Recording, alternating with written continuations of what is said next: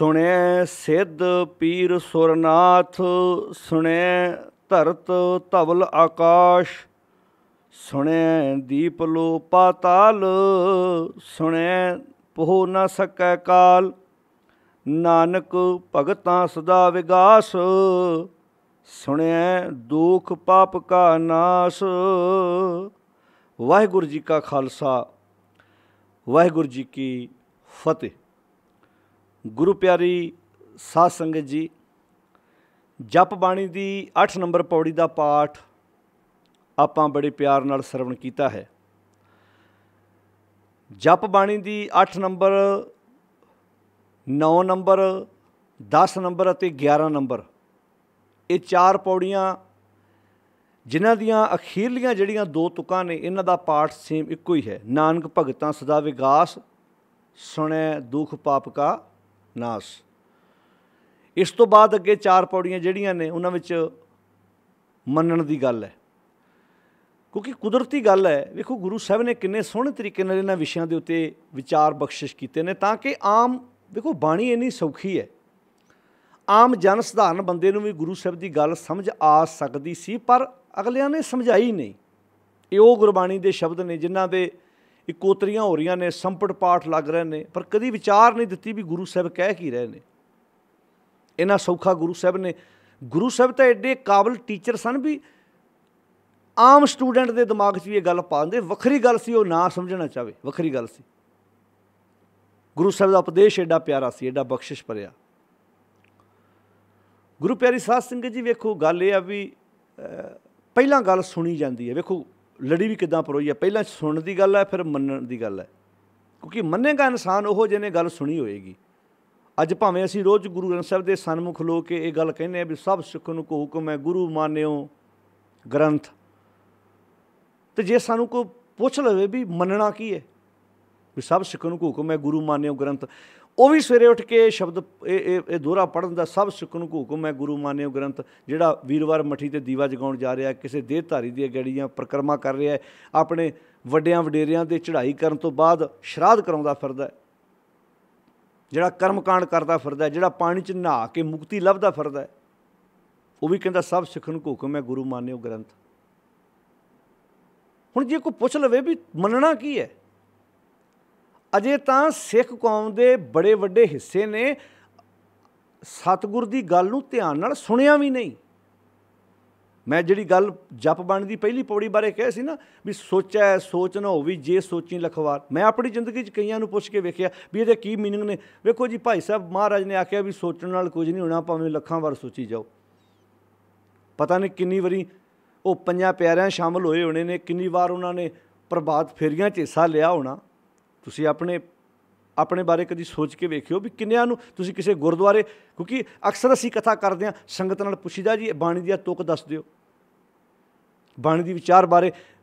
कल ही मेरी एक वीर नाल टरंटो गल हो रही सी, वो वीर बड़े प्यार नाल गल कर रहा सी। ये मैनूं अज भी याद है, कथा करदे एक बार मैं पुछिया सी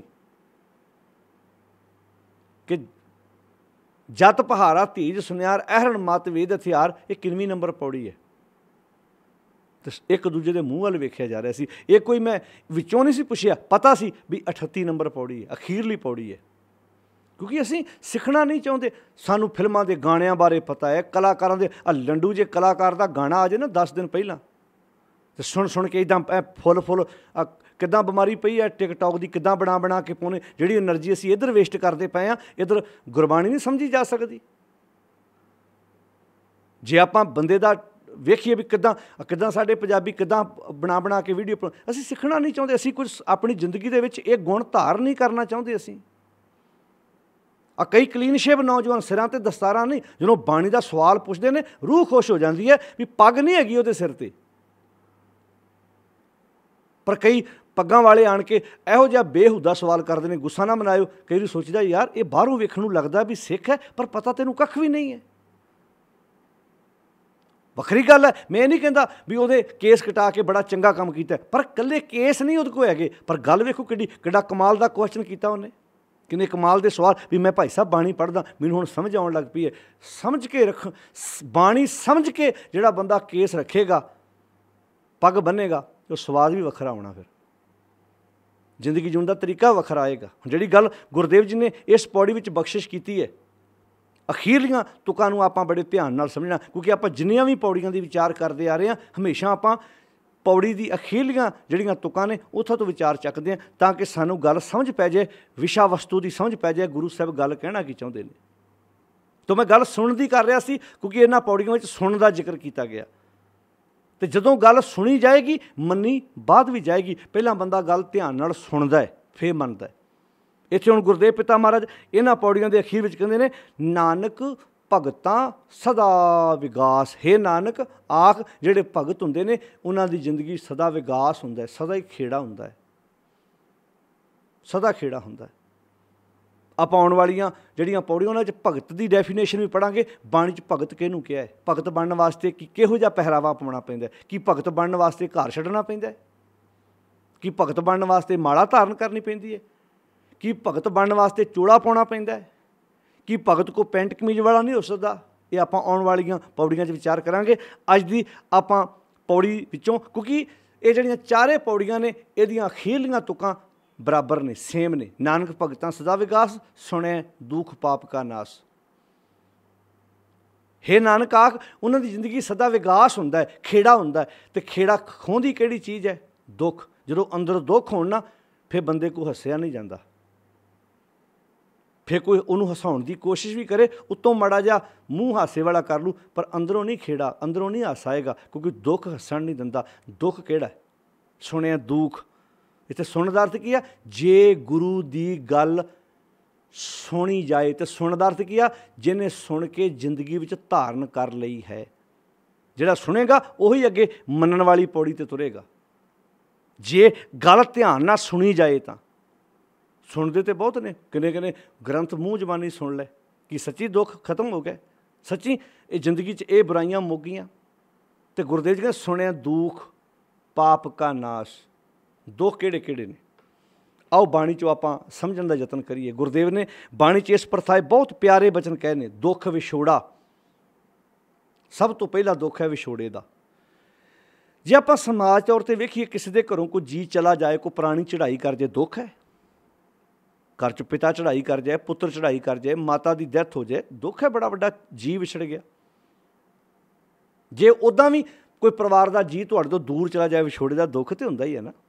ਕਈ ਵਾਰੀ ਪ੍ਰਦੇਸ਼, ਕਈਆਂ ਦੇ ਪੁੱਤ ਧੀ ਕਮਾਈ ਕਰਨ ਜਾਂਦੇ ਆ, ਪੜ੍ਹਨ ਜਾਂਦੇ ਆ, ਸਟੱਡੀ ਕਰਨ ਜਾਂਦੇ ਆ, ਮਾਵਾਂ ਵਿਲਕਦੀਆਂ ਨੇ, ਦੁੱਖ ਤਾਂ ਹੈ ਹੀ ਹੈ ਨਾ। ਵੱਖਰੀ ਗੱਲ ਹੈ ਕਿ ਉਹ ਇੱਦਾਂ ਵੀ ਕਹਿੰਦੇ ਨੇ, ਦਿਲ ਤਾਂ ਨਹੀਂ ਕਰਦਾ, ਪਰ ਕੀ ਕਰੀਏ, ਬੱਚੇ ਨੂੰ ਕੁਝ ਬਣਾਉਣ ਵਾਸਤੇ, ਘਰ ਦਾ ਆਰਥਿਕ ਪੱਖ ਸੁਧਾਰਨ ਵਾਸਤੇ ਉਹਨਾਂ ਨੂੰ ਕੰਪਰੋਮਾਈਜ਼ ਕਰਨਾ ਪੈਂਦਾ।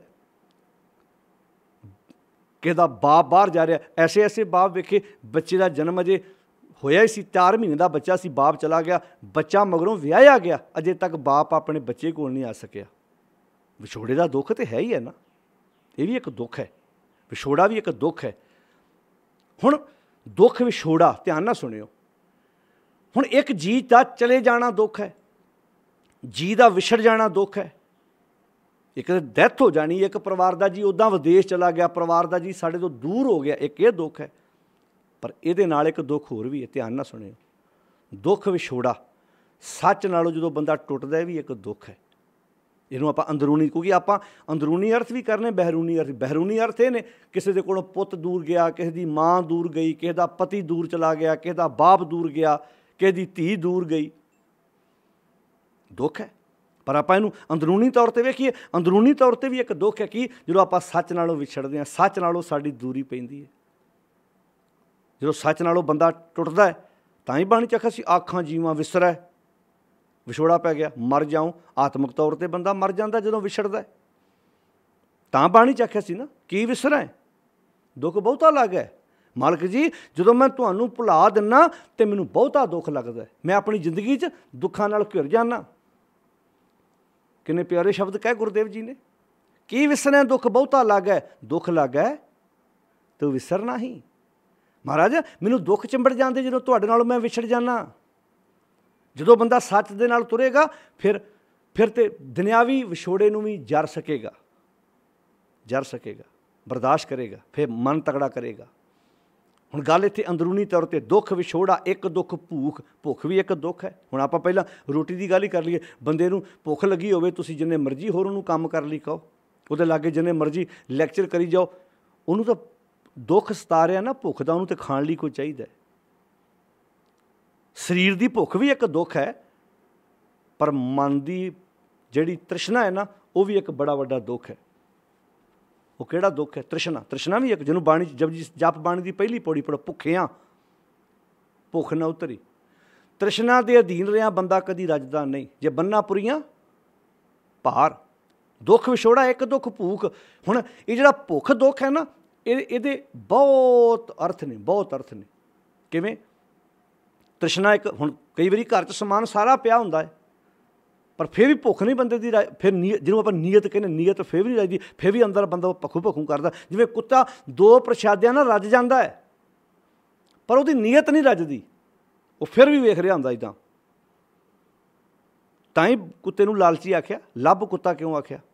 ਲਾਲਚ, ਜਿਸ ਬੰਦੇ ਅੰਦਰ ਲਾਲਚ ਹੈ, ਉਹਨੂੰ ਕੁੱਤੇ ਦੇ ਨਾਲ ਕਿਉਂ ਤੁਲਨਾ ਕੀਤੀ ਉਹਦੀ? ਇਸੇ ਕਰਕੇ ਲਾਲਚ ਨੂੰ ਕੁੱਤਾ ਕਿਉਂ ਆਖਿਆ? ਦੁਆਰੇ ਦੁਆਰ ਸੁਹਾਨ ਜਿਉਂ ਡੋਲਤ ਕਿਉਂ ਆਖਿਆ? ਕਿਉਂਕਿ ਤ੍ਰਿਸ਼ਨਾ ਇੱਕ ਦੁੱਖ ਹੈ, ਭੁੱਖ ਇੱਕ ਦੁੱਖ ਹੈ। ਮਾਣ ਸਨਮਾਨ ਦੀ ਇਹ ਵੀ ਇੱਕ ਭੁੱਖ ਹੁੰਦੀ ਹੈ, ਇਹ ਵੀ ਬੰਦੇ ਨੂੰ ਦੁਖੀ ਕਰਦੀ ਹੈ। ਕਿਤੇ ਬੰਦੇ ਨੂੰ ਮਾਣ ਸਨਮਾਨ ਨਾ ਮਿਲੇ, ਬੰਦਾ ਦੁਖੀ ਹੁੰਦਾ ਕਿ ਨਹੀਂ ਹੁੰਦਾ?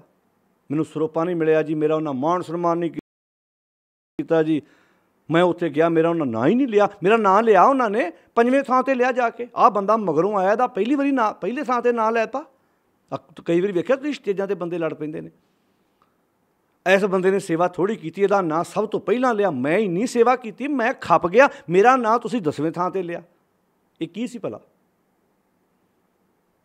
ਇਹ ਭੁੱਖ ਸੀ। ਇਹ ਭੁੱਖ ਵੀ ਦੁਖੀ ਕਰਦੀ ਹੈ ਨਾ ਬੰਦੇ ਨੂੰ। ਮਾਣ ਸਨਮਾਨ ਦੀ ਭੁੱਖ, ਚੌਧਰ ਦੀ ਭੁੱਖ। 2 ਜਵਾਈ ਇਕੱਠੇ ਸਹੁਰੇ ਗਏ ਹੋਣ, ਇੱਕ ਦੀ ਜ਼ਿਆਦੀ ਪੁੱਛ ਪ੍ਰਤੀਤ ਹੋਵੇ, ਦੂਜਾ ਭਲਾ ਸੁਖੀ ਹੁੰਦਾ? ਉਹਨੂੰ ਰੋਟੀ ਪਾਣੀ ਚੰਗਾ ਲੱਗਦਾ? ਲੜ ਕੇ ਆ ਜਾਂਦਾ ਉੱਥੋਂ, ਘਰ ਵਾਲੀ ਨੂੰ 36 ਗੱਲਾਂ ਸੁਣਾਉਂਦਾ ਉੱਥੇ। ਉਹ ਜਵਾਈ ਚੰਗਾ, ਉਹਦੇ ਅੱਗੇ ਪਿੱਛੇ ਭੱਜੇ ਫਿਰਦੇ ਆ, ਮੈਨੂੰ ਕਿਉਂ ਨਹੀਂ ਬੁਲਾਉਂਦੇ ਅਗਲੇ, ਮੈਂ ਕਿਤੇ ਘੱਟ ਹਾਂ? ਇਹ ਵੀ ਇੱਕ ਬੜੀ ਵੱਡੀ ਸਮੱਸਿਆ, ਦੁੱਖ ਹੈ। ਗੁਰੂ ਸਾਹਿਬ ਜੀ ਕਹਿੰਦੇ ਦੁੱਖ ਵਿਛੋੜਾ ਇੱਕ ਦੁੱਖ ਭੂਖ। ਭੁੱਖ ਇੱਕ ਦੁੱਖ ਹੈ। ਮਾਣ ਸਨਮਾਨ ਦੀ ਲੀਡਰਾਂ ਦੀ ਕੀ ਪ੍ਰੋਬਲਮ? ਇਹੋ ਹੀ ਹੈ, ਗੁੱਸਾ ਨਾ ਮਨਾਇਓ। ਇੱਕ ਹੋਰ ਵੀ ਭੁੱਖ ਹੈ। ਕਈ ਵਾਰੀ ਗੁਰਦੁਆਰੇ ਕਿਸੇ ਮੈਂਬਰ ਨੂੰ ਕੱਢ ਦਿੱਤਾ ਜਾਏ ਨਾ, ਉਹ ਕਹਿੰਦਾ ਹੁਣ ਮੈਂ ਉਦੋਂ ਤੱਕ ਚੈਨ ਨਾਲ ਨਹੀਂ ਪਵਾਂਗਾ ਜਦੋਂ ਤੱਕ ਗੁਰਦੁਆਰਾ ਆਪਣਾ ਨਹੀਂ ਬਣਾ ਲੈਂਦਾ। ਇਹ ਵੀ ਇੱਕ ਭੁੱਖ ਹੈ।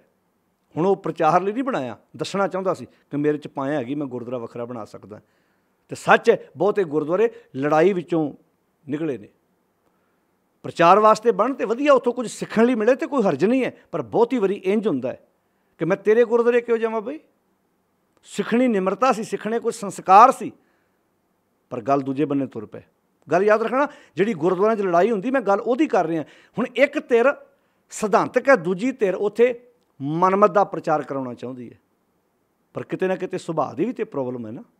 ਜਿਹੜਾ ਸੁਭਾਅ ਅੰਦਰੋਂ ਧੱਕਦਾ ਕਈ ਵਾਰੀ, ਹਉਮੈ ਈਰਖਾ ਜਿਹੜੀ ਹੈ, ਇਹ ਬਹੁਤ ਵੱਡੀ ਗੱਲ ਨਹੀਂ। ਕੋਈ ਬੰਦਾ ਕਹੇ ਜੀ ਮੈਂ ਗੁਰੂ ਗ੍ਰੰਥ ਸਾਹਿਬ ਤੋਂ ਬਿਨਾਂ ਕਿਸੇ ਹੋਰ ਨੂੰ ਨਹੀਂ ਮੰਨਦਾ, ਗੁਰੂ ਗ੍ਰੰਥ ਸਾਹਿਬ ਤੋਂ ਬਿਨਾਂ ਮੈਂ ਕਿਸੇ ਹੋਰ ਨੂੰ, ਮੈਂ ਕਿਸੇ ਭੇਖੇ ਨੂੰ ਨਹੀਂ ਮੰਨਦਾ। ਮੇਨ ਕਿਰਦਾਰ 'ਤੇ ਗੱਲ ਆਉਣੀ ਹੈ ਕਿ ਹੰਕਾਰ ਤਾਂ ਨਹੀਂ ਕਿਤੇ, ਇਹ ਵੀ ਕਿਤੇ ਹੰਕਾਰ ਨਾ ਹੋਵੇ ਕਿ ਮੈਂ ਕਿਸੇ ਹੋਰ ਨੂੰ ਨਹੀਂ ਮੰਨਦਾ, ਗੁਰੂ ਗ੍ਰੰਥ ਸਾਹਿਬ ਨੂੰ ਮੰਨਦਾ, ਮੇਰਾ ਸਭ ਕੁਝ ਗੁਰੂ ਗ੍ਰੰਥ ਸਾਹਿਬ ਹੀ ਆ। ਇਹ ਵੀ ਕਿਤੇ ਹਉਮੈ ਨਾ ਹੋਵੇ, ਕਿਉਂਕਿ ਕਈ ਵਾਰੀ ਤਿਆਗ ਵੀ ਹੰਕਾਰ ਦਾ ਕਾਰਨ ਬਣ ਜਾਂਦਾ ਹੈ। ਸਭ ਕੁਝ ਤਿਆਗਣ ਤੋਂ ਬਾਅਦ ਵੀ ਜਿਹੜੀ ਹਉਮੈ ਚਿੰਬੜੀ ਹੁੰਦੀ ਹੈ ਨਾ, ਇਹ ਵੀ ਹੰਕਾਰ ਦਾ ਇੱਕ ਰੂਪ ਹੈ, ਇਹ ਵੀ ਇੱਕ ਰੋਗ ਹੈ। ਦੁੱਖ ਵਿਛੋੜਾ ਇੱਕ ਦੁੱਖ ਭੂਖ, ਇੱਕ ਦੁੱਖ ਸਖਤ ਵਾਰ ਜਮਦੂਤ। ਤੀਜਾ ਦੁੱਖ ਕਿਹੜਾ? 5 ਵਿਕਾਰਾਂ ਦਾ ਸਖਤ ਵਾਰ। ਇਹ ਜਿਹੜੇ 5 ਵਿਕਾਰ ਹੈ ਵੀ ਇੱਕ ਦੁੱਖ ਹੈ। 5 ਵਿਕਾਰ ਕਿੰਨਾ ਗੁਣਾਂ ਤੇ ਨਚਾਉਂਦੇ ਨੇ, ਤਾਂ ਹੀ ਬਾਣੀ ਚੱਖਿਆ ਸੀ ਨਾ, ਜੋ ਜੋ ਦੀਸੈ ਸੋ ਸੋ ਰੋਗੀ, ਰੋਗ ਰਹਿਤ ਮੇਰਾ ਸਤਿਗੁਰ ਜੋਗੀ। ਹਉਮੈ ਰੋਗ ਮਾਨੋ ਕੋ ਦੀਨਾ। ਹਉਮੈ ਰੋਗ ਕਿਉਂ ਆਖਿਆ ਸੀ? ਇਹਨੂੰ ਕਿਉਂ ਆਖਿਆ ਸੀ ਹਉਮੈ ਦੀਰਘ ਰੋਗ ਹੈ? ਇਹ ਦੀਰਘ ਰੋਗ ਕਿਉਂ ਆਖਿਆ ਸੀ? ਹਾਂ ਦੀਰਘ ਹੈ, ਪਰ ਇਲਾਜ ਥੋੜ੍ਹਾ, ਇਹਦਾ ਇਲਾਜ ਹੈਗਾ। ਹਉਮੈ ਦੀਰਘ ਰੋਗ ਹੈ, ਦਾਰੂ ਪੀਏ ਸਮਾਹੇ। ਕਿੱਥੇ ਹੈ? ਜੇ ਹਉਮੈ ਦਾ ਰੋਗ ਅੰਦਰ ਹੈ ਤਾਂ ਇਲਾਜ ਵੀ ਅੰਦਰ ਹੀ ਹੈ। ਕਿਰਪਾ ਕਰੇ ਜੇ ਆਪਣੀ ਤਾਂ ਗੁਰ ਕਾ ਸ਼ਬਦ ਕਮਾਹੇ। ਜਦੋਂ ਮੈਂ ਗੁਰੂ ਦੇ ਸ਼ਬਦ ਉੱਤੇ ਤੁਰਾਂਗਾ, ਆਪਣੀ ਜ਼ਿੰਦਗੀ 'ਚ ਗੁਣ ਲੈ ਕੇ ਆਵਾਂਗਾ। ਇਹ ਕਹਾਂਗੇ ਭਾਈ ਨਹੀਂ, ਬਹੁਤ ਘੱਟ ਬੰਦੇ ਹੁੰਦੇ ਨੇ ਜਿਹੜੇ ਦੂਜਿਆਂ ਨੂੰ ਅੱਗੇ ਰੱਖ ਕੇ ਕਹਿਣ ਭਾਈ ਕੋਈ ਗੱਲ ਨਹੀਂ, ਅਸੀਂ ਇੱਕੋ ਹੀ ਹਾਂ। ਕਈ ਇਹਨਾਂ ਗੱਲਾਂ 'ਤੇ ਲੜਾਈ ਪਾ ਕੇ ਪੈ ਜਾਂਦੇ ਨੇ। ਹਉਮੈ ਇੱਕ ਦੁੱਖ ਹੈ। ਹਉਮੈ ਰੋਗ ਮਾਨੋ ਕੋ ਦੀਨਾ, ਕਾਮ ਰੋਗ ਮੈਗਲ ਬਸ ਲੀਨਾ। दृष्ट रोग पच मूए पतंगा, नाद रोग खप गए कुरंगा। ये जो जो दिसै सो सो रोगी। आ जिन्नियां दी गल हो रही है ना, ये सारियां दे मन दे रोग ने, तन दा रोग नहीं है। जेवा रोग मीन ग्रासियानो, मच्छी नूं जिहड़ा जबान दा चस्का ना, ये अंदरूनी रोग है, उहदा अंदरूनी रोग है, बॉडी दा रोग नहीं, अंदरूनी रोग है। हौमै रोग मानो को दीना, काम रोग मैगल बसरीना, हाथी दे अंदर रोग है काम वाशनावां दा। दृष्ट रोग पच मूए पतंगा, दृष्टि दा रोग पतंगे नूं है। भौरे नूं सूंघण दा रोग है, उहदे च इन्ना मस्त हुंदा विचे प्राण त्याग जांदा। एक दुख सख्त वार जमदूत, किन्ने प्यारे शब्द वरते, दुख विछोड़ा एक दुख भूख, एक दुख सख्त वार जमदूत, एक दुख रोग लगे तन धाए। हुण इन्हां दुखां तो बाद तन नूं आण के रोग चिंबड़ गया, क्योंकि जो मन रोगी होएगा तो तन तो रोगी होना ही होना। पहला मन रोगी हुंदा, तन रोगी बाद विच हुंदा है। कुछ किसी डॉक्टर वीर भी जानते आ, पहला बंदे दा मन रोगी हुंदा, तन बाद विच रोगी हुंदा। हुण मन किद्दां रोगी होया, मन विच आया लालच, मन विच लालच आया ना, तो चोरी किहने करनी, हत्थां ने करनी। अपने आप तन नूं रोग लगा कि नहीं लगा। मन विच आया पराया रूप तक, आ भैन नहीं अपनी, ये लड़की अपनी भैन नहीं है, मन च आया ना, तकड़ा तो अखां नहीं है, तन नूं रोग लगा कि नहीं लगा। मन च आया सवेरे मैं झूठी गवाही देन जाना अदालत में, क्योंकि अगला मैनू 15,000 दे रहा, मन च आया ना, तुरना तो पैरां नहीं है, कपड़े तो हत्थां नाल ही पाउणे ने, तन नाल शामिल होया ना। तो जे मन विच ख्याल ना आउंदा, तन शामिल किदां हो जांदा, तन दी किदां, पैरां ने अपने आप, ये मर्जी तुहाडी है ना, पैरां नूं ठेके वाल तोड़ लो, पैरां नूं अदालत वाल तोड़ लो, तो पैरां नूं तुसीं किसी परोपकार वाले बन्ने तोड़ लो। आ भी तो ओह पैर ने जिहड़े आ करोना की महामारी दे विच लोकां दे घरां जाके सेवा करदे पए ने, लंगर वंडदे पए ने, हैल्प करदे पए ने, पैर तो ओही ने। इहनूं तुसीं गलत बन्ने भी तोड़ सकदे जी। जदों मन नूं रोग लगदा है ना, तन नूं भी नाल ही रोग लगदा है। तां किहा सी ना, खसम विसार कीए रस भोग। जो खसम भुला दिता, सच भुला दिता, खसम सच है, क्योंकि सच सबना का खसम है। खसम विसार, जो सच भुला दिता, सच नालों दूरी बन गई, खसम विसार कीए रस भोग, तां तन उठ खलोए रोग। खसम भुलाया मन ने तो रोग आ गया तन ते। खसम विसार कीए रस भोग, तां तन उठ खलोए रोग।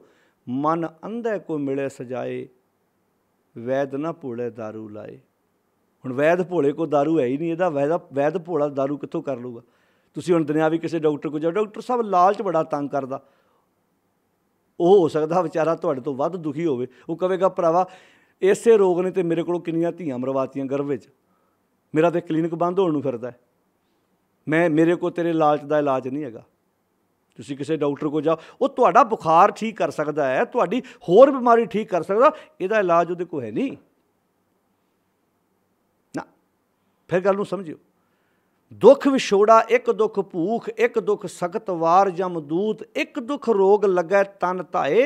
अगे तो वैद ना भोले दारू लाए, वैद भोले को दारू है ही नहीं। तुसीं जाओ हाँ किसी को, विछोड़े का दुख ठीक कर दिओ जी, वो कहेगा मैं किहड़ा मिलिया जिहड़ा तैनूं ठीक कर देवां। इत्थे ते वो डॉक्टर अगे सिर झुकदा जिहड़े सच्ची मानवता की सेवा कर रहे हैं, पर किडनियां कड़ कड़ वेचण वाले भी हैगे आ ना, गुरदे कड़ कड़ भी वेचण वाले हैगे आ ना। वैल्टीनेटर ते बंदे की डैथ होने तो बाद उदां ही बिल बनाउण लई भी उस मरीज़ नूं 2 घंटे उदां लाउण वाले भी हैगे आ ना, हैगे आ। किन्ने डॉक्टरां दे पाज भी उगड़े भी इन्हां ने ये काम कीता है। जिहड़ियां पिछों सरकार दवाइयां दिंदियां ने, वो रख के ते प्राइवेट हॉस्पिटलों च इलाज करने वास्ते प्रेरिया जाता है। होर कसाई कला बकरे वढ़न वाले थोड़ा होंदा किते, जिहड़ा बकरे मुर्गे वढ़दा वो कसाई है। कोई भी कसाई होता जिहड़ा बंदा किसी का जुल्म करदा, हक खांदा दूजे का, अपनी विद्या की दुरवरतों करदा है।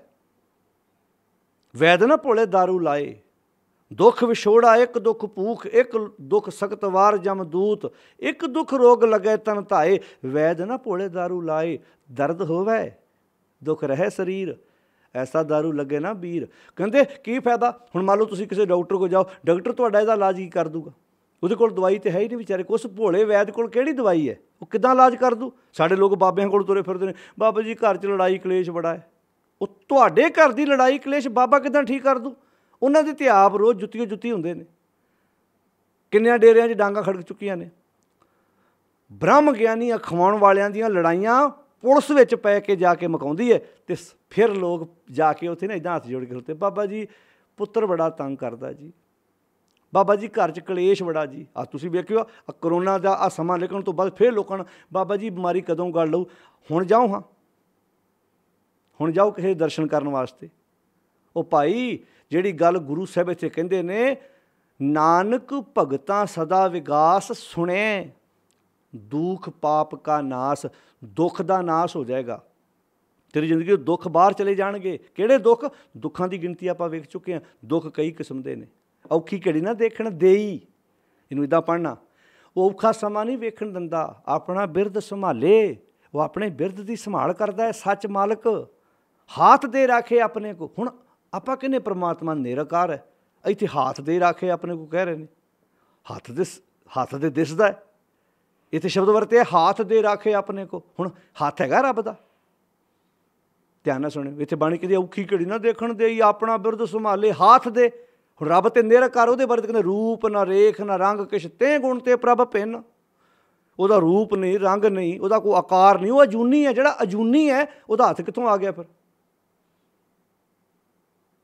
ਹੁਣ ਧਿਆਨ ਨਾਲ ਸੁਣਿਓ, ਤੁਸੀਂ ਬਾਣੀ ਪੜ੍ਹਨ ਵਾਲੇ ਸਰੋਤੇ ਘਰਾਂ 'ਚ ਬੈਠੇ ਹੋਗੇ, ਜਿਹੜਾ ਹੈ ਹੀ ਅਜੂਨੀ, ਉਹਦਾ ਹੱਥ ਕਿੱਥੋਂ ਆ ਗਿਆ? ਇਹ ਹੱਥ ਸ਼ਬਦ ਵਰਤਣਾ ਧਿਆਨ ਨਾਲ ਸੁਣਿਓ। ਕਈ ਵਾਰੀ ਆਪਾਂ ਨਹੀਂ ਕਹਿੰਦੇ ਹੱਥ ਦੇ ਕੇ ਬਚਾ ਗਿਆ ਭਾਈ, ਜਿਵੇਂ ਹੁਣ ਮੰਨ ਲਓ, ਧਿਆਨ ਨਾਲ ਸੁਣਿਓ, ਇਹ ਇੱਦਾਂ ਦੇ ਸ਼ਬਦ ਨੇ ਜਿਹੜੇ ਸਮਝਣੇ ਬਹੁਤ ਜ਼ਰੂਰੀ ਨੇ। ਮੰਨ ਲਓ ਕਿਸੇ ਦੇ ਘਰ ਕੋਈ ਪੁੱਤਰ ਧੀ ਬਿਮਾਰ ਹੋ ਗਿਆ, ਕਿਸੇ ਦਾ ਕੋਈ ਉਹਦਾ ਦੋਸਤ ਮਿੱਤਰ ਨੂੰ ਪਤਾ ਲੱਗਾ ਵੀ ਮੇਰਾ ਦੋਸਤ ਦਾ ਪੁੱਤਰ ਬਿਮਾਰ ਹੈ। ਉਹ ਵਿਦੇਸ਼ 'ਚ ਬੈਠਾ ਸੀ, ਉਹਨੂੰ ਪਤਾ ਲੱਗ ਗਿਆ ਮੇਰੇ ਦੋਸਤ ਦਾ ਪੁੱਤਰ ਬਿਮਾਰ ਹੈ। ਉਹਨੂੰ ਪਤਾ ਸੀ ਵੀ ਅਣਖੀ ਬੰਦਾ ਭਾਈ, ਇਹਨੇ ਮੈਨੂੰ ਨਹੀਂ ਕਹਿਣਾ, ਪਰ ਮੇਰਾ ਫਰਜ਼ ਬਣਦਾ ਮੈਂ ਇਹਦਾ ਭਰਾ ਹਾਂ, ਇਹਦੀ ਹੈਲਪ ਕਰਾਂ। ਉਹਨੂੰ ਅਕਾਊਂਟ ਨੰਬਰ ਪੁੱਛਿਆ, ਉਹਦੇ ਅਕਾਊਂਟ 'ਚ ਕੁਝ ਪੈਸੇ ਪਾ ਦਿੱਤੇ। ਜਦੋਂ ਆਪਣੇ ਦੋਸਤਾਂ ਮਿੱਤਰਾਂ ਵਿੱਚ ਬਹਿੰਦਾ ਨਾ, ਉਹ ਇੱਦਾਂ ਕਹਿੰਦਾ ਭਾਈ ਜੇ ਉਸ ਵਕਤ ਉਹ ਮੇਰਾ ਦੋਸਤ ਮੇਰੀ ਮਦਦ ਨਾ ਕਰਦਾ, ਮੇਰੀ ਬਾਂਹ ਨਾ ਫੜਦਾ। ਹੁਣ ਬਾਂਹ ਫੜਨ ਲਈ ਭਲਾ ਉਹਨੇ ਇੱਦਾਂ ਗੁੱਟ ਫੜਿਆ ਸੀ? ਆਪਾਂ ਸ਼ਬਦ ਆਮ ਬੋਲਦੇ ਹਾਂ ਨਾ, ਜੇ ਮੇਰਾ ਉਹ ਦੋਸਤ ਮੇਰੀ ਬਾਂਹ ਨਾ ਫੜਦਾ। ਉਹ ਬਾਂਹ ਕਿੱਦਾਂ ਫੜੀ ਭਲਾ? ਉਹਨੇ ਹੈਲਪ ਕਰ ਦਿੱਤੀ। ਕਈ ਵਾਰੀ ਕੋਈ ਬੰਦਾ ਕਿਸੇ ਦੀ ਆਹ ਦੀ ਬਿਪਤਾ ਪੈਂਦੀ ਹੈ, ਉੱਥੇ ਉੱਦਾਂ ਹੀ ਨਾਲ ਜਾ ਕੇ ਖਲੋ ਲਵੇ, ਇੰਨੇ ਉਹਦਾ ਦੁੱਖ ਦੂਰ ਹੋ ਜਾਂਦਾ ਹੈ। ਇੱਥੇ ਹੁਣ ਹਾਥ ਦੇ ਰਾਖੇ ਆਪਣੇ ਕੋ। ਹਾਥ ਕੀ ਆ? ਉਹਦਾ ਨਿਯਮ, ਉਹਦਾ ਹੁਕਮ ਹੀ ਹੱਥ ਹੈ। ਆਪਾਂ ਕਹਿੰਦੇ ਕਾਨੂੰਨ ਦੇ ਹੱਥ ਬੜੇ ਲੰਬੇ ਹੁੰਦੇ ਨੇ। ਕਾਨੂੰਨ ਦੇ ਹੱਥ ਵੇਖੇ ਕਿਸੇ ਨੇ? ਆਪਾਂ ਕਹਿੰਦੇ ਕਾਨੂੰਨ ਦੇ ਹੱਥ ਬੜੇ ਲੰਬੇ ਹੁੰਦੇ ਨੇ। ਉਹ 'ਚ ਕਾਨੂੰਨ 'ਚ ਕੀ ਆਉਂਦਾ? ਜੱਜ ਆਉਂਦਾ ਹੈ, ਵਕੀਲ ਆਉਂਦਾ ਹੈ, ਉਹ 'ਚ ਅਦਾਲਤਾਂ ਆਉਂਦੀਆਂ ਨੇ, ਉਹ 'ਚ ਹਾਈ ਕੋਰਟ ਆਉਂਦੇ ਆ, ਉਹ 'ਚ ਸੁਪਰੀਮ ਕੋਰਟ ਆਉਂਦੀ ਹੈ, ਉਹਦੇ 'ਚ ਪ੍ਰਸ਼ਾਸਨ ਆਉਂਦਾ ਹੈ। ਹੁਣ ਕਾਨੂੰਨ 'ਚ ਤਾਂ ਬੜਾ ਕੁਝ ਆਉਂਦਾ ਹੈ। ਆਪਾਂ ਕਹਿੰਦੇ ਕਾਨੂੰਨ ਦੇ ਹੱਥ ਬੜੇ ਲੰਬੇ ਹੁੰਦੇ ਨੇ। ਹੁਣ ਕਵੇ ਕੋਈ ਬੰਦਾ ਕਿ ਮੈਨੂੰ ਹੱਥ ਵਿਖਾਓ, ਮੈਂ ਫੇਰ ਮੰਨੂਗਾ ਕਾਨੂੰਨ ਦੇ ਹੱਥ।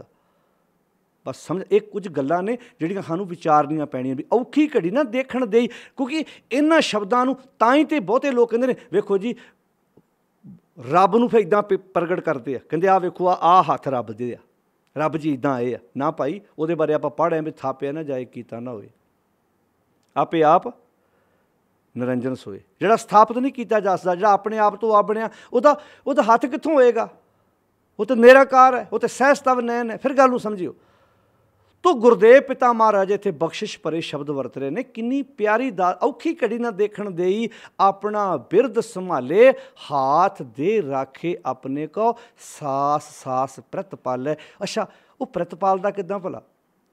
ਸਰੀਰ ਨੂੰ ਪਾਲਣ ਲਈ ਰੋਟੀ ਚਾਹੀਦੀ ਹੈ, ਖੁਰਾਕ ਚਾਹੀਦੀ ਹੈ, ਜੋ ਆਪਾਂ ਖਾਣਾ ਖਾਂਦੇ ਉਹ ਚਾਹੀਦਾ। ਅਤੇ ਇੱਥੇ ਮਨ ਨੂੰ ਪ੍ਰਤਪਾਲਣ ਲਈ ਉਹ ਗੁਣਾਂ ਦਾ ਰਿਜ਼ਕ ਦਿੰਦਾ ਹੈ, ਉਹ ਗੁਣਾਂ ਦਾ ਦਾਤਾ ਹੈ।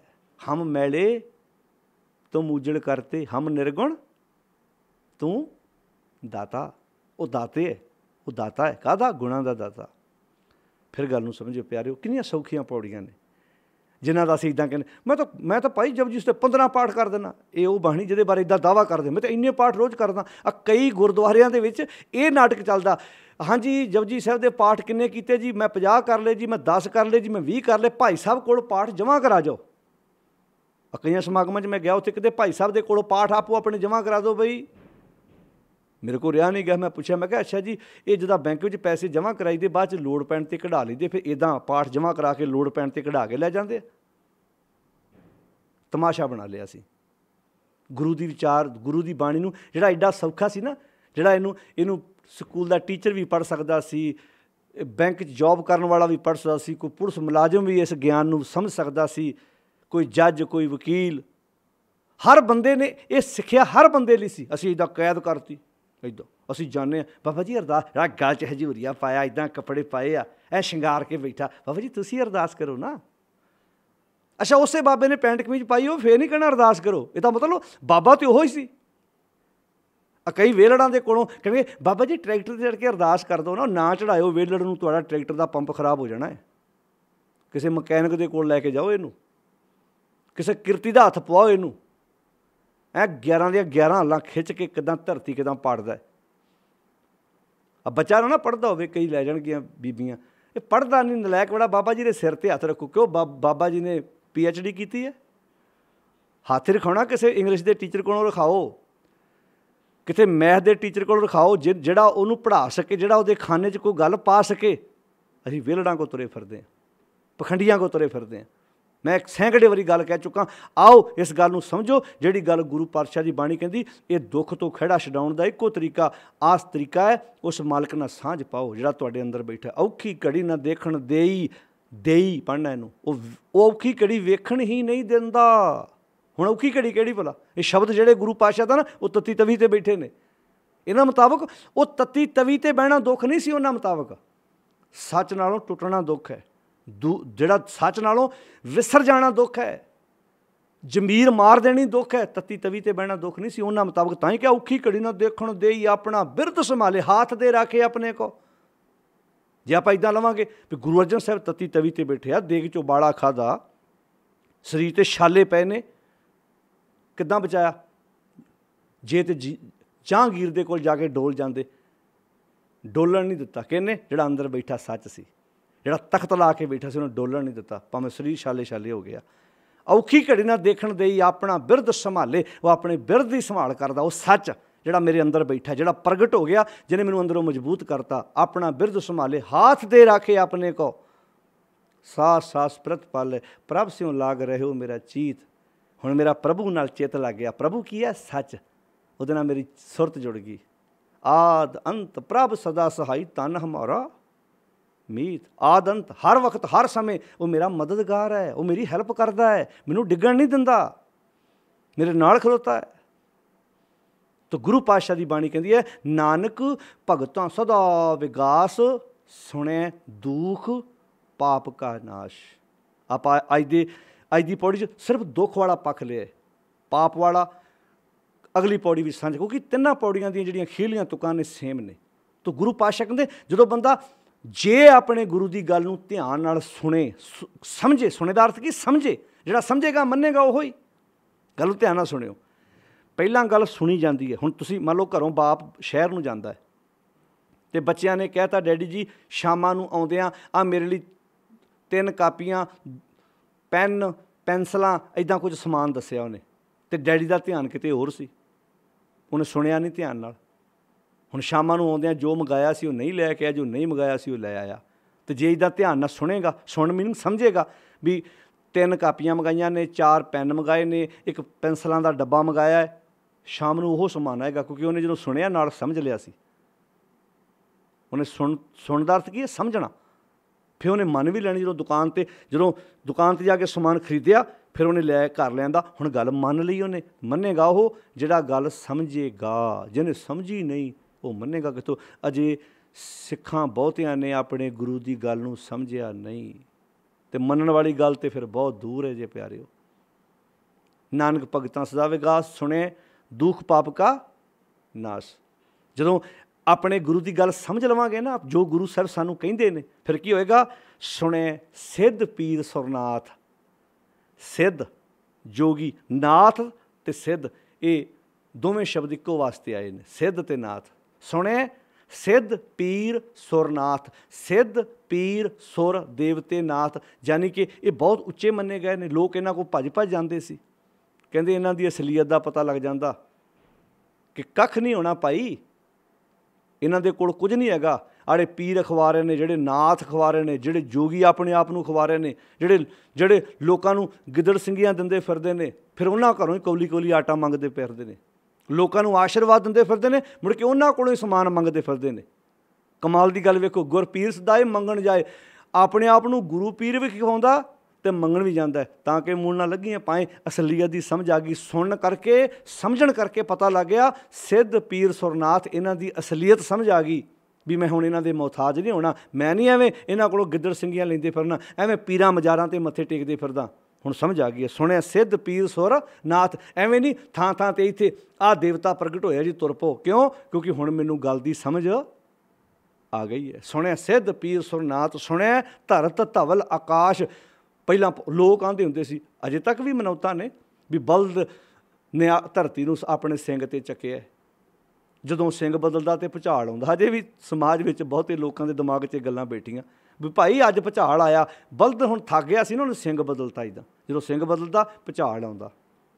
ਹੁਣ ਸਮਝ ਆ ਗਈ ਵੀ ਧਰਤ ਧਵਲ ਆਕਾਸ਼, ਵੀ ਇਸ ਧਰਤੀ ਨੂੰ ਕਿਹੜੇ ਧਵਲ ਨੇ ਚੁੱਕਿਆ, ਕਿਹੜੇ ਬਲਦ ਨੇ ਚੁੱਕਿਆ, ਇਹ ਕਾਹਦੇ ਸਿਰ 'ਤੇ ਧਰਤੀ ਖਲੋਤੀ ਹੈ, ਕਿੱਦਾਂ ਖਲੋਤੀ ਹੈ। ਇਸ ਅਸਲੀਅਤ ਦੀ ਸਮਝ ਆ ਗਈ ਹੈ। ਕਿਉਂ? ਆਪਣੇ ਗੁਰੂ ਦੀ ਗੱਲ ਸੁਣਨ ਕਰਕੇ।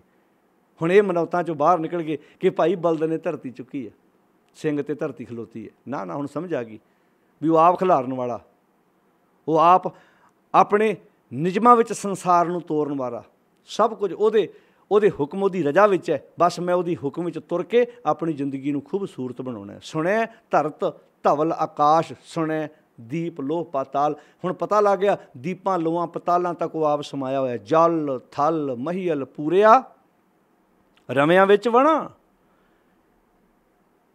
ਪਤਾ ਲੱਗ ਗਿਆ ਵੀ ਹਰ ਥਾਂ 'ਤੇ ਉਹ ਆਪ ਸਮਾਇਆ ਹੋਇਆ ਹੈ।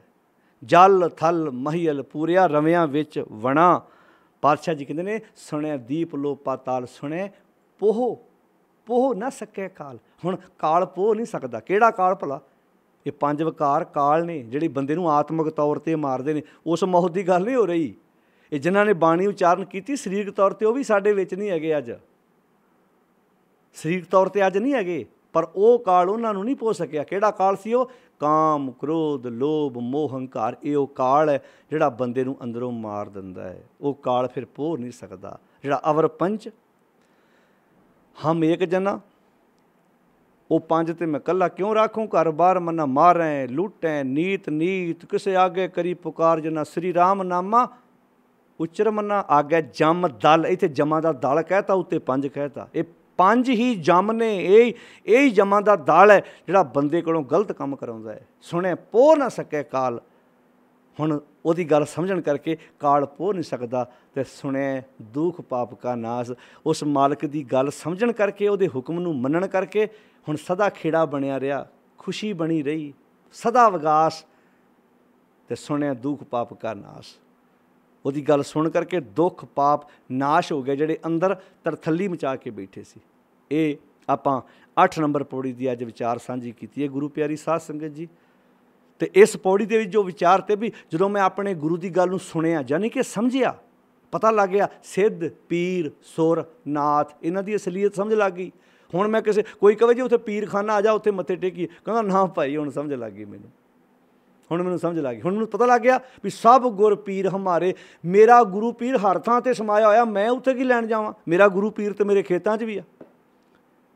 ਜਿਹੜੀ ਭਗਤ ਕਬੀਰ ਜੀ ਨੇ ਆਪਣੀ ਬਾਣੀ ਵਿੱਚ ਗੱਲ ਕੀ ਵੀ ਸਭ ਗੁਰ ਪੀਰ ਹਮਾਰੇ। ਮੇਰਾ ਗੁਰੂ ਪੀਰ ਤਾਂ ਸਭ ਥਾਂ ਸਮਾਇਆ ਹੋਇਆ। ਮੇਰਾ ਘਰ ਨਹੀਂ ਹੈਗਾ ਜਿਹੜਾ ਮੈਂ ਉੱਥੇ 100 ਕਿਲੋਮੀਟਰ ਸਫ਼ਰ ਤੈਅ ਕਰਕੇ ਜਾਵਾਂ। ਮੈਂ ਤਾਂ ਆਪਣੀ ਮਾਂ 'ਚੋਂ ਆਪਣਾ ਪੀਰ ਵੇਖ ਲੈਣਾ, ਆਪਣੇ ਪਿਤਾ 'ਚੋਂ ਆਪਣਾ ਪੀਰ ਵੇਖ ਲੈਣਾ। ਮੈਂ ਤਾਂ ਆਪਣੇ ਖੇਤਾਂ 'ਚ ਕੰਮ ਕਰਦਿਆਂ ਆਪਣੇ ਕਾਮੇ 'ਚੋਂ ਪੀਰ ਵੇਖ ਲੈਣਾ।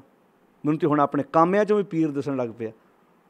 ਮੈਂ ਤਾਂ ਆਪਣੇ ਜਿਹੜੇ ਭੱਠੇ 'ਤੇ ਇੱਟਾਂ ਪੱਥਦੇ ਆ, ਮੈਂ ਤਾਂ ਉਹਨਾਂ 'ਚੋਂ ਆਪਣਾ ਪੀਰ ਵੇਖਿਆ। ਕਿਉਂ? ਪੀਰ ਤਾਂ ਹੋ ਸਕਦਾ ਕੁਝ ਨਾ ਕਰਦਾ ਹੋਵੇ, ਉਹਨਾਂ ਦੀਆਂ ਬਣਾਈਆਂ ਹੋਈਆਂ ਇੱਟਾਂ ਨਾਲ ਭਾਈ ਮੈਂ ਘਰ ਦਾ ਮਾਲਕ ਬਣਿਆ। ਜਿਹੜੇ ਰੋਡ ਦੇ ਕੰਢੇ 'ਤੇ ਕੰਮ ਕਰਦੇ ਨੇ, ਮੈਂ ਤਾਂ ਉਹਨਾਂ 'ਚੋਂ ਦੇਵਤੇ ਵੇਖਣਾ। ਉਹਨਾਂ ਨੇ ਜ਼ਿੰਦਗੀ 'ਚ ਕਦੀ ਗੱਡੀ 'ਤੇ ਨਹੀਂ ਚੜ੍ਹਨਾ, ਅਤੇ ਅੱਜ ਉਹ ਰੋਡ ਬਣਾ ਕੇ ਮੈਨੂੰ ਦੇ ਰਹੇ ਨੇ। ਆਹ ਸੜਕਾਂ ਦੇ ਕੰਢਿਆਂ 'ਤੇ ਪੱਥਰ ਕੁੱਟਦੇ ਨੇ, ਮੈਂ ਤਾਂ ਉਹਨਾਂ 'ਚੋਂ ਦੇਵਤੇ ਵੇਖ ਰਿਹਾ। ਹੁਣ ਸਮਝ ਆ ਗਈ, ਆਹ ਹੈ ਜ਼ਿੰਦਗੀ ਜਿਉਣ ਦੀ ਅਸਲੀਅਤ। ਇਹ ਹੈ ਜ਼ਿੰਦਗੀ ਜਿਉਣ ਦਾ ਇੱਕ ਤਰੀਕਾ। ਸੁਣਿਆ ਸਿੱਧ ਪੀਰ ਸੁਰਨਾਥ। ਹੁਣ ਮੈਨੂੰ ਸਮਝਣ ਕਰਕੇ ਸਿੱਧਾਂ ਪੀਰਾਂ ਨਾਥਾਂ ਦਾ ਪਤਾ ਲੱਗ ਗਿਆ ਵੀ ਇਹ ਕੀ ਨੇ। ਐਵੇਂ ਲੋਕ ਇਹਨਾਂ ਮਗਰ ਤੁਰੇ ਫਿਰਦੇ ਨੇ। ਦਿਹਾੜੀਦਾਰ ਦੀ ਦਿਹਾੜੀ ਮਾਰ ਲੱਗਿਆਂ ਗੁਰੇਜ਼ ਨਹੀਂ ਸੀ ਕਰਦੇ। ਦੂਜੇ ਬੰਨੇ ਸਾਡਾ ਸਮਾਜ ਇੰਨਾ ਨਿੱਘਰ ਚੁੱਕਾ ਸੀ ਕਿ ਜਿਹਨੇ ਭਗਵੇ ਰੰਗ ਦੇ ਕੱਪੜੇ ਪਾਏ ਉਹਦੇ ਪੈਰਾਂ 'ਚ ਆਣ ਕੇ ਬਹਿ ਗਏ। ਸੁਣਿਆ ਸਿੱਧ ਪੀਰ ਸੁਰਨਾਥ, ਸੁਣਿਆ ਧਰਤ ਧਵਲ ਆਕਾਸ਼। ਆਹ ਮਨੌਤ ਬਣੀ ਸੀ ਵੀ ਧਰਤੀ ਨੂੰ ਬਲਦ ਨੇ ਚੱਕਿਆ। ਹੁਣ ਸਮਝ ਲੱਗ ਗਈ ਵੀ ਧੌਲ ਧਰਮ ਦਇਆ ਕਾ ਪੂਤ ਆ ਭਾਈ। ਸੰਤੋਖ ਥਾਪ ਰੱਖਿਆ ਜਨਸੂਤ। ਇਹਨਾਂ ਗੱਲਾਂ ਦੀ ਸਮਝ ਆ ਗਈ। ਸਮਝਣ ਕਰਕੇ ਸੁਣਿਆ ਧਰਤ ਧਵਲ ਆਕਾਸ਼, ਸੁਣਿਆ ਦੀਪ ਲੋ ਪਾਤਾਲ, ਸੁਣਿਆ ਪੋਹ ਨਾ ਸਕੇ ਕਾਲ। ਸਮਝ ਆ ਗਈ ਕਿ ਹਰ ਥਾਂ 'ਤੇ ਸਮਾਇਆ ਹੋਇਆ। ਹੁਣ ਉਹਦੀ ਗੱਲ ਸਮਝਣ ਕਰਕੇ ਕਾਲ ਪੋਹ ਨਹੀਂ ਸਕਦਾ। ਨਾਨਕ ਭਗਤੋਂ ਸਦਾ ਵਿਗਾਸ, ਸੁਣਿਆ ਦੁੱਖ ਪਾਪ ਕਾ ਨਾਸ। ਆਓ ਆਪਣੇ ਘਰੋਂ ਜਿਹੜਾ ਖੇੜਾ ਜਾ ਚੁੱਕਾ, ਖੁਸ਼ੀ ਜਾ ਚੁੱਕੀ ਆ, ਉਹਨੂੰ ਵਾਪਸ ਲਿਆਉਣ ਵਾਸਤੇ ਸੱਚ ਦੇ ਨਾਲ ਸਾਂਝ ਪਾਈਏ। ਉਹ ਸੱਚ ਜਿਹੜਾ ਹਰ ਵਕਤ ਸਾਡੇ ਹਿਰਦੇ ਵਿੱਚ ਸਮਾਇਆ ਹੋਇਆ। ਸੱਚ ਸਭਨਾ ਕਾ ਖਸਮ ਹੈ। ਤੋ ਜਿਹੜੀ ਅੱਗੇ 9, 10, 11 ਨੰਬਰ ਪੌੜੀ ਹੈ, ਉਹਦੇ ਵਿੱਚ ਵੀ ਇਹਦੇ ਨਾਲ ਹੀ ਵਿਚਾਰ ਆਉਣ ਵਾਲੀ ਪੌੜੀ ਵੀ ਜਿਹੜੀ ਆਪਣੀ, ਉਹਦੇ ਵਿੱਚ ਆਪਾਂ ਇਸ ਤੋਂ ਅੱਗੇ ਵਿਚਾਰ ਤੋਰਾਂਗੇ ਕਿੱਦਾਂ ਗੁਰੂ ਸਾਹਿਬ ਨੇ ਮੋਤੀ ਪਰੋਏ ਨੇ। ਆਓ ਹੰਸ ਬਿਰਤੀ ਲੈ ਕੇ ਨਾ ਇਹ ਸਾਗਰ ਦੇ ਵਿੱਚੋਂ ਮੋਤੀ ਚੁਗੀਏ ਅਤੇ ਆਪਣੀ ਜ਼ਿੰਦਗੀ ਨੂੰ ਅਮੀਰ ਕਰਨ ਦਾ ਯਤਨ ਕਰੀਏ। ਖੂਬਸੂਰਤੀ ਦੇ ਨਾਲ ਜ਼ਿੰਦਗੀ ਜੀਈਏ। ਦੁੱਖ ਸੁੱਖ ਜ਼ਿੰਦਗੀ 'ਚ ਆਉਣੇ ਨੇ, ਉਹਨਾਂ ਦਾ ਮੁਕਾਬਲਾ ਕਰਨਾ ਸਤਿਗੁਰ ਦੀ ਬਾਣੀ ਸਾਨੂੰ ਸਿਖਾਉਂਦੀ ਹੈ। ਧੰਨਵਾਦ ਪਿਆਰਿਓ। ਆਓ ਆਪਣੇ ਘਰਾਂ ਵਿੱਚ ਬਾਣੀ ਦਾ ਸਹਿਜ ਪਾਠ ਕਰੀਏ, ਅਰਥ ਮੀਨਿੰਗ ਸਮਝੀਏ ਅਤੇ ਆਪਣੇ ਹਿਰਦੇ ਨੂੰ ਮਜ਼ਬੂਤ ਕਰੀਏ। ਵਿਸ਼ਿਆਂ ਵਕਾਰਾਂ ਤੋਂ ਬਚ ਕੇ ਚੰਗੀ ਸੋਚ ਦੇ ਧਾਰਨੀ ਹੋਈਏ। ਸਾਰਿਆਂ ਦਾ ਧੰਨਵਾਦ। ਵਾਹਿਗੁਰੂ ਜੀ ਕਾ ਖਾਲਸਾ, ਵਾਹਿਗੁਰੂ ਜੀ ਕੀ ਫਤਿਹ।